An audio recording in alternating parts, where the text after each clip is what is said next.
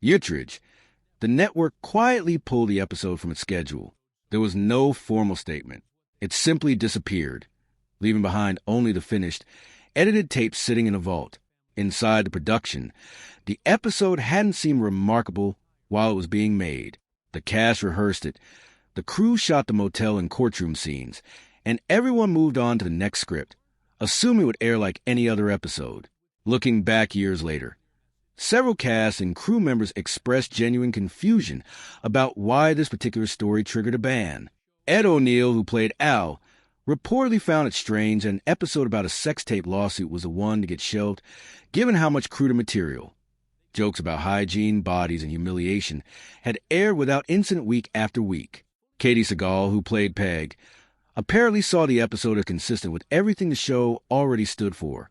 Not glamorous, not titillating, just deeply embarrassing in the exact way the Bundys' marriage was always written to be. According to later interviews and DVD commentary, series co-creator Michael Moy recalled that the episode had cleared the normal approval process without major red flags during production. It was only once Ricalta's boycott escalated and advertisers grew skittish that executives reconsidered the script's legal and reputational risk. In other words, the episode wasn't pulled because it failed some quality or decency review. It was pulled because of timing, and because Fox decided the subject matter of non-consensual filming and lawsuits was too combustible to defend if backlash followed. For more than a decade, I'll See You in Court existed mostly as fan rumor. It wasn't included in syndicated reruns, wasn't part of any home video release, and didn't appear in official episode guides.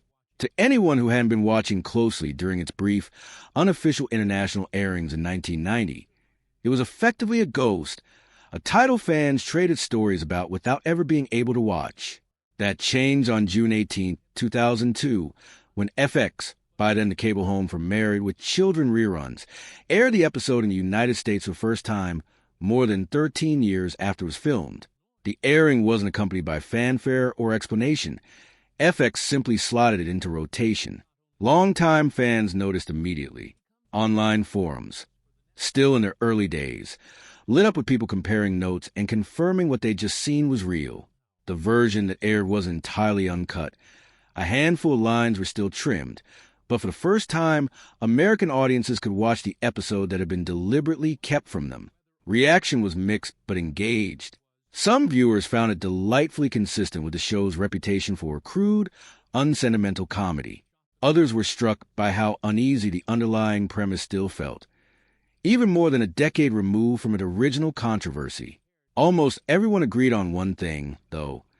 The episode's history said as much about television's anxieties in 1989 as the episode itself ever could. Strip away the broad jokes and slapstick courtroom scenes, and I'll See You in Court was built around ideas that have only become more charged with time. Who controls footage of your most private moments? What happens when that control is taken from you? And how easily a violation of someone's privacy can be reframed as entertainment or even blamed on the victim. In 1989, those themes were largely absent from sitcom television. Today, after years of public conversation about leaked private images, non-consensual recordings, and digital exposure, the episode's central anxiety reads less like a punchline setup and more like an early, clumsy attempt to joke about something audiences hadn't yet found language for. That's likely why the episode is held onto a strange cultural half-life long after its original air date. It isn't remembered for being especially shocking by today's standards. By most measures, it's tame. It's remembered because of what its disappearance revealed. A network willing to bury a finished, harmless-looking sitcom episode rather than risk being associated, even through comedy, with a subject that felt too close to real anxieties about privacy and consent. The humor never excused the discomfort. If anything, watching two of television's least dignified characters become victims of secret surveillance only sharpened how vulnerable the premise actually was. Decades later, I'll See You in Court remains a small but telling artifact of how television networks decided, often quietly and without explanation, what audiences were allowed to laugh at, and what was simply too uncomfortable to risk putting on the air at all. What makes this case interesting isn't just that an episode got banned. Sitcoms have had jokes cut or scenes trimmed for as long as broadcast standard departments have existed. What makes it interesting is the manner of the ban. There was no public statement explaining the decision, no acknowledgement that the episode even existed. It was simply removed from the rotation as if it had never been finished, leaving fans to fill in the blanks with speculation for years. That kind of silent burial says something about how risk-averse Fox was willing to be at a moment when his entire identity depended on appearing fearless. The network had built its brand on being the upstart alternative to ABC, NBC, and CBS, the place willing to put a show like Married, with children on the air in the first place, but being bold and being reckless with. For more than a decade, an episode of Married with children simply didn't exist as far as American television was concerned. It had been written, cast, shot, and edited, and then it vanished. No announcement, no controversy splashed across TV Guide. Just a quiet disappearance from the schedule. Fans who'd heard whispers of a missing episode spent years unable to track it down. Some assumed it had been destroyed. Others figured it was an urban legend. The truth was simpler and stranger. The episode had been finished all along. Fox just refused to let anyone see it. To understand why this particular episode rattled network executives, it helps to remember what Married with Children was rebelling against. By the late 1980s, American sitcoms were dominated by warm, tidy family comedies. Full House, The Cosby Show, Family Ties, shows where every problem got resolved with a hug before credits rolled. Married with Children, which premiered on the brand new Fox network in 1987, took that formula and set it on fire. Al Bundy was no wise, patient father figure. He was a miserable shoe salesman who openly despised his job, his marriage, and the life he'd ended up with. Peg wasn't a nurturing homemaker. She was a couch-bound television addict who never cooked or cleaned and lived for her husband's credit cards. Their kids, Kelly and Bud, weren't lovable scamps. They were vain, lazy, and self-interested. Nothing about the Bundys was meant to be admired. That was the entire joke. The show's humor was blunt and unsentimental. Jokes about poverty, marriage, sex, and bodies that polite sitcoms wouldn't touch. Audiences responded immediately. For a certain slice of working-class America, AO's rants about ungrateful customers and Peg's refusal to play a dutiful wife felt less like satire and more like recognition. The show became one of Fox's first true hits and helped establish the network as something genuinely different from the Big Three. But the same edge that made the show popular also made it a target. Critics called it tasteless. Religious and family values groups treated it as evidence of cultural rot. Fox's own censors flagged scripts constantly, trimming lines and reworking jokes nearly every week. Even so, there was an unwritten threshold the writers generally respected. Plenty of innuendo and crude humor was fine, as long as nothing crossed into territory that felt too real, too personal, or too uncomfortable to laugh at cleanly. The episode in question, titled "I'll See You in Court," was filmed in January 1989 during the show's third season and slated to air that February. On the surface, it followed the show's usual rhythm: marital dysfunction, courtroom absurdity, a string of inappropriate jokes.